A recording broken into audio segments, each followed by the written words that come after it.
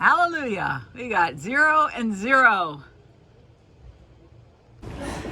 We brought in the big guns. We're going to have our tanks cleaned.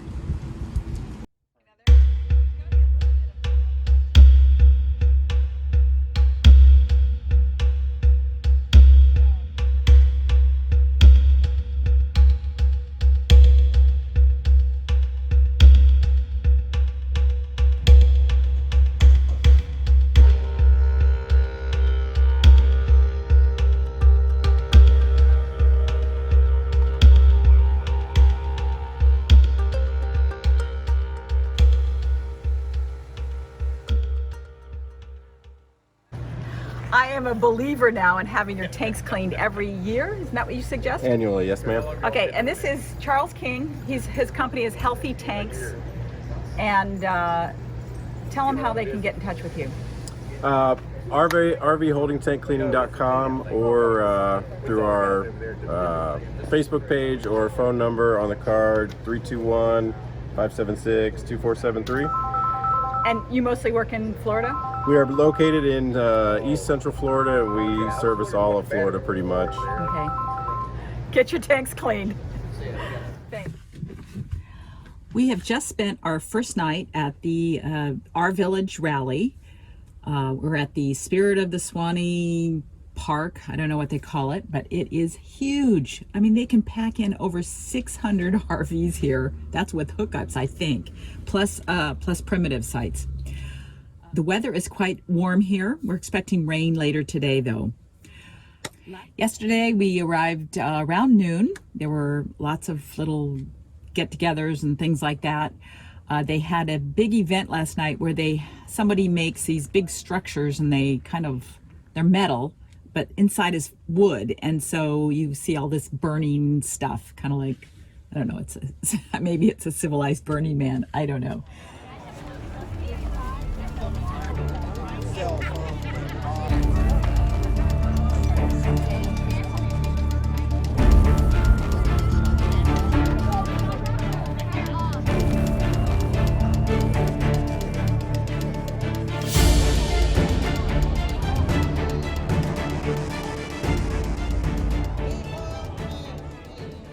Anyway, so today's Thursday. I sent John out to go to some of the seminars because I needed to finish up the editing for tomorrow's video, which I'm gonna hopefully upload. Even though there's a ton of people here, I'm thinking there are not going to be many people who are uploading videos.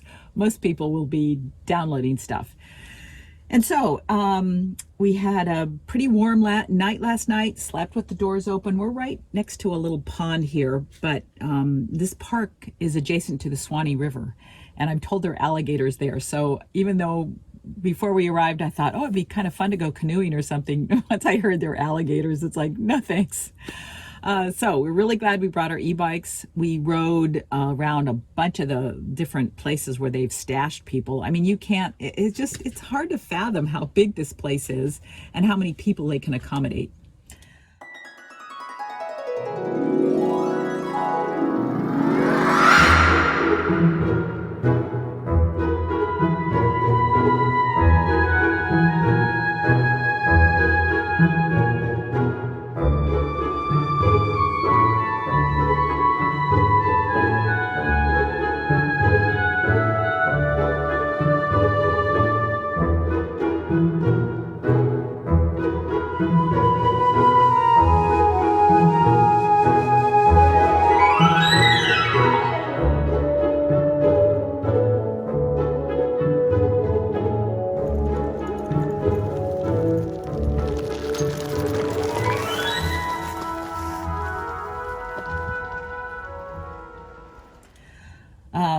So let's see, today we're going to go to Technomadia is having a little meetup for their insiders, and we're going to do that.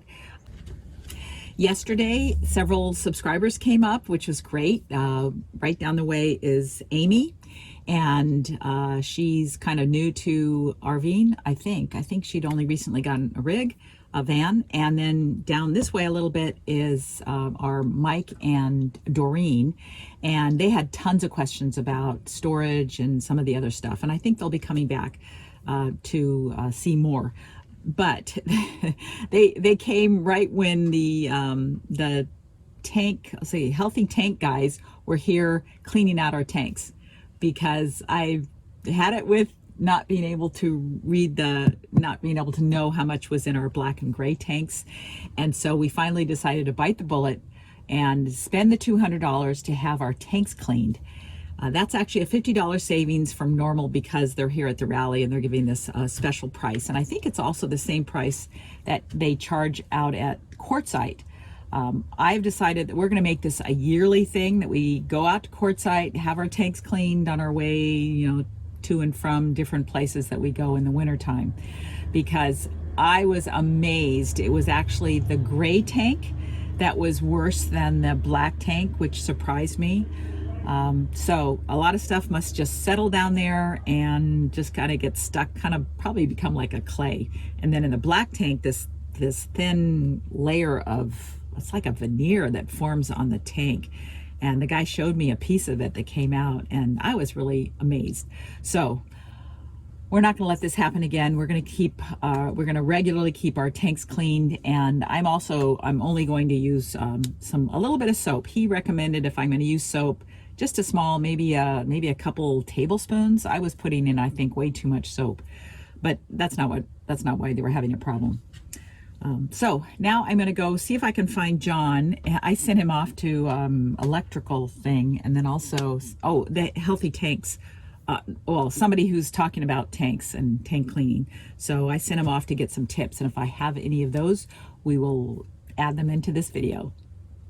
Now this is the world's greatest chair. The best one, especially since it comes with lime green. Oh, So you got a rocking chair, and then as you lean back for stargazing, it goes back, but if you sit up, it's fully supportive. so when you lean back, do you get dizzy when you come up? Because I do all the time. That's like I got a head spin. Well, you gotta be really rocking to do There that. you But go. yeah, Now, does your husband push you in this like on a swing set? Do you do Yeah, loop-de-loops? No? got a cup holder, Oh my gosh. got a garbage bag or for your phone or whatever. It's the Perfect. best. It's all nice and cool mesh. There you go. We're having leftover tacos for lunch, and I thought I'd share something that I discovered. Maybe others have discovered it long before I did, but we have this Ridge Monkey pan, and this thing has been great for heating up tortillas and keeping them hot. And so what I usually do is I'll put half a dozen or so on there, and then just kind of flip them around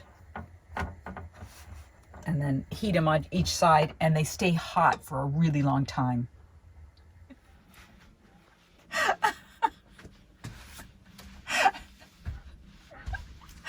John's belly aching. Is that what you call it? I'm laughing. I thought I should share a little bit about the rally and what we've been doing here. They have classes every day on different subjects. John has attended all the ones on electrical, and there's one more tomorrow that he'll go to. He also went to one on insurance, and the tips, the things we learned, that we'll share those with you later. Later. We're kind of brain dead right now. But one thing I thought I'd mention, because I was just here trying to get a reservation for the night after we get out of Fort Wilderness. I'm trying to hook up with a girlfriend. So we just booked one at Stephen Foster State Park, because I have a great aunt. Supposedly, Stephen Foster wanted to marry her, but my great aunt was really small in stature, and so her mother was worried about childbirth, and those are the kinds of things that parents worried about in those days. But apparently he also drank a lot. But we just attended this talk. It was more of a sales pitch on these fantasy RV tours. We passed a couple of kind of RV tours when we were going from Alaska, and you can kind of tell because you see all these vans traveling together. Although these guys say they don't have those caravan type things. Look to be a little bit more freeform. But I just thought I'd mention this for those who are interested in something that's kind of already planned out. They have them all over the place, the US, Canada, Alaska. The one we went to was on the Canadian provinces because we wanted to get tips on where to go. I did ask the guy if they had any trips that were just for Class Bs or small rigs, because I can't really imagine traveling with a bunch of Class A's, and that kind of seemed to be what it mostly was, you know, and they're towing these tow vehicles and everything. But I thought it would be interesting if they had one just for Class Bs, but they don't. Although I'm sure somebody could probably arrange it. But anyway, I just wanted to mention it because it does look interesting for people who don't want to do any planning and they're going someplace that's totally unfamiliar, and just thought it looked interesting. So I thought I'd mention that. You can probably go on their website and check out all the tours they have. They have a lot in the US too.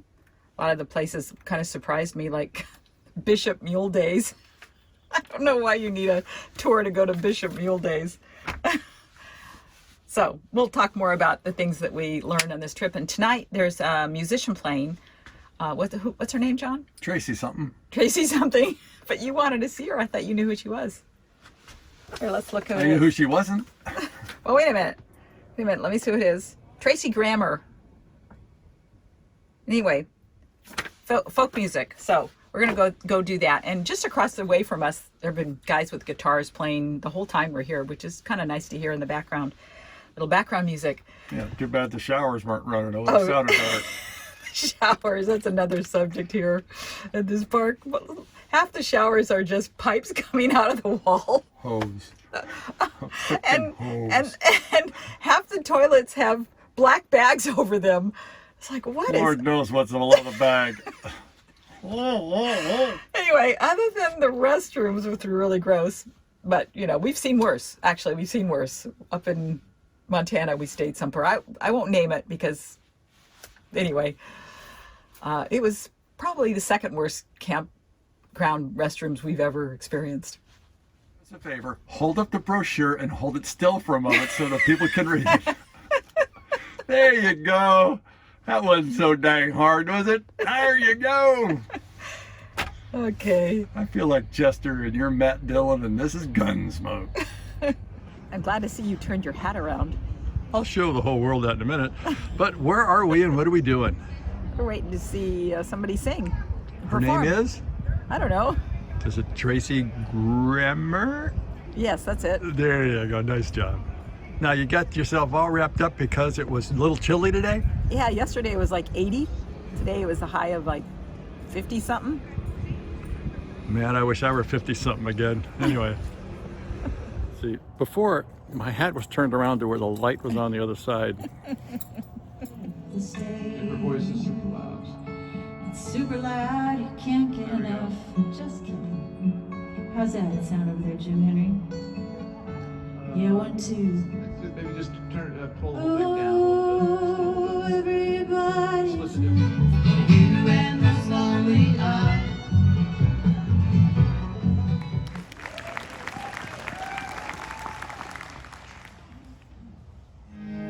Run with the wolves, fly like a dove.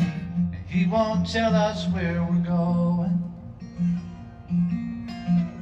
He smiles and says we'll be there soon. I'd have to see the rainbow through the rain.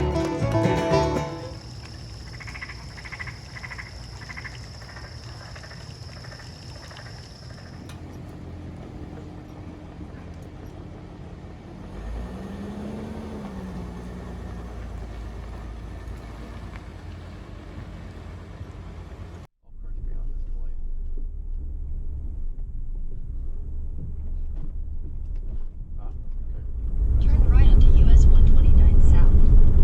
Close Thanks. to Gainesville. Florida's a foreign country to me. And we met up at a rest stop with Tim Smith. Can I use your last Yeah. name? Okay.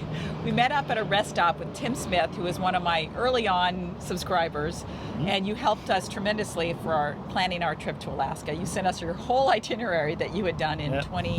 2007. 2007, and you're going back again this summer. Right. But Tim has this huge super, you call it a Super C? 45 that's foot. behind us.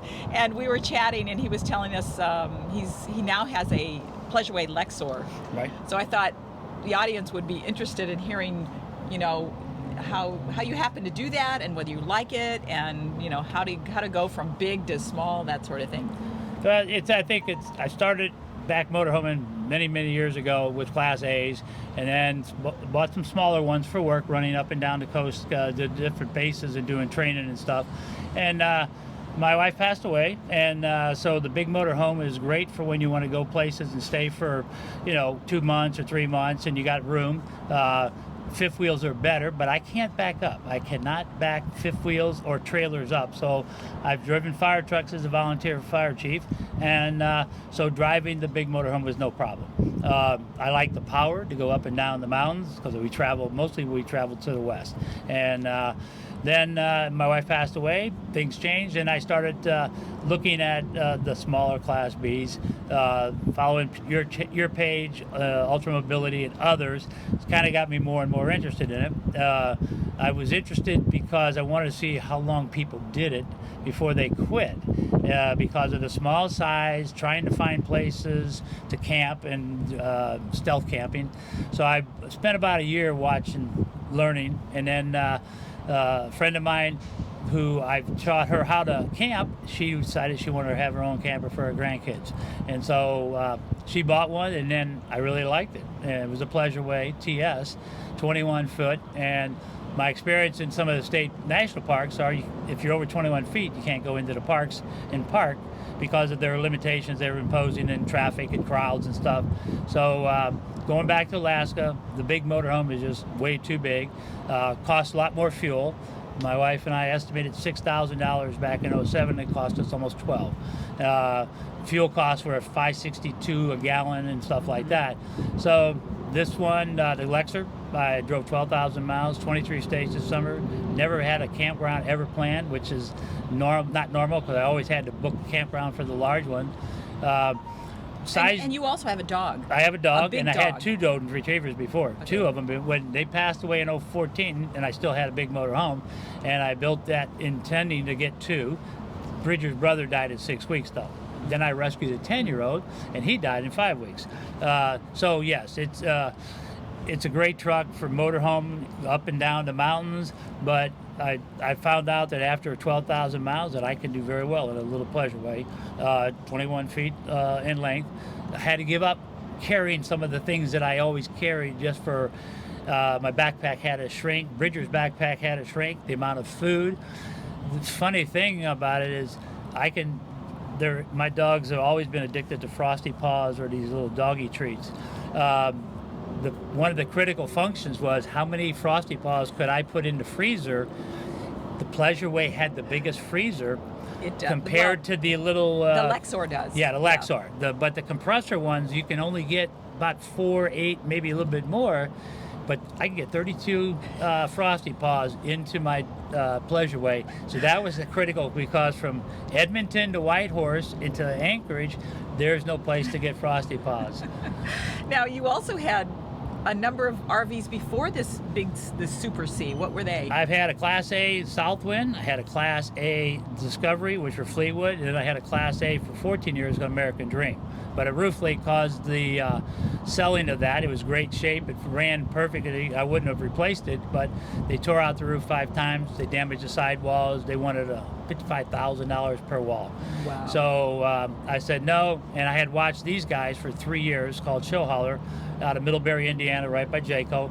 I spent 2 days at a show. The fires were burning so much in the west, I came back early, spent 2 days. Then I drove one back to their factory. Then I spent the whole day watching them build. And then their Show Hauler, I can't say anything bad about their quality. It's great quality. They're like Pleasureway. I mean, they're, to me, at the top of the line from that. And you tow What do you tow? I tow a regular now a long bed Chevy Silverado. I used to tow a Chevy Avalanche.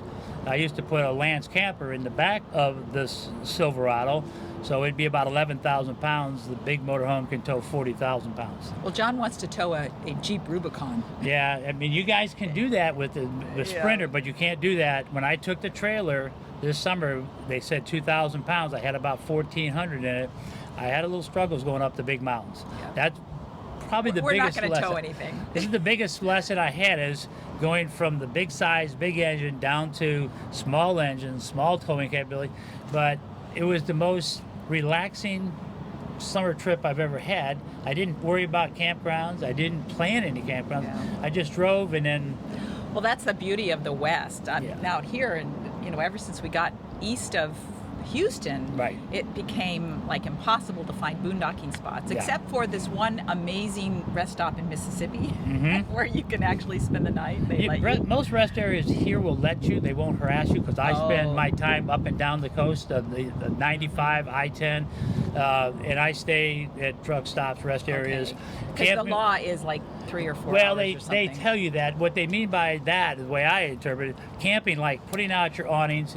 If you ever watch the French Canadians come down Florida and go back up, they put out the table, they put the cheese, the wine. At 5 o'clock, they're setting out in front of their coaches.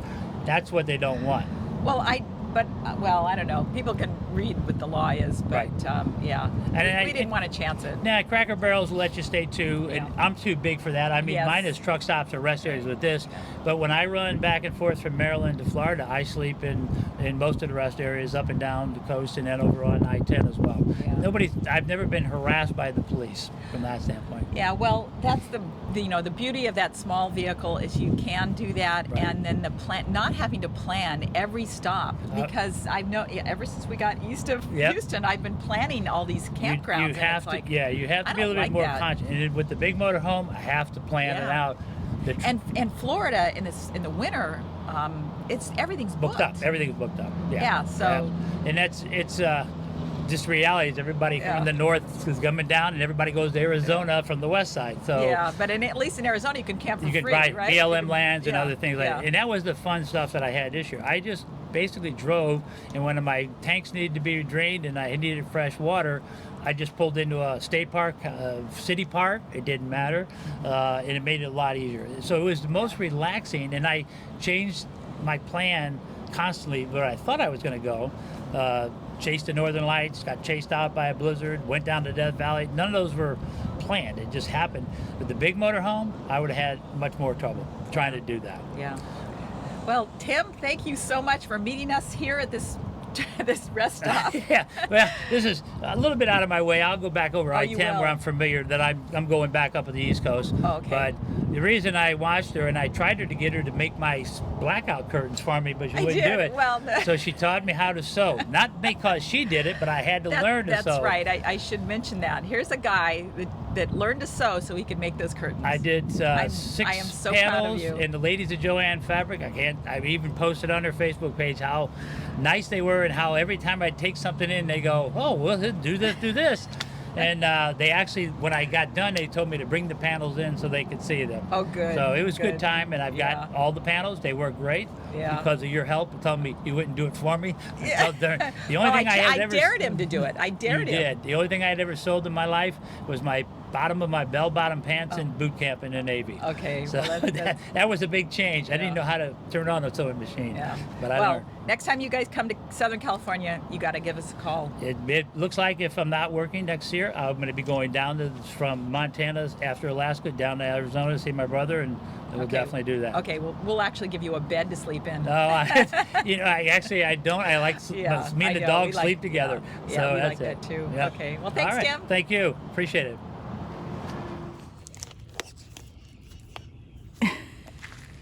So I'm glad I'm not a veterinarian, because then the glove would have to come all the way to here.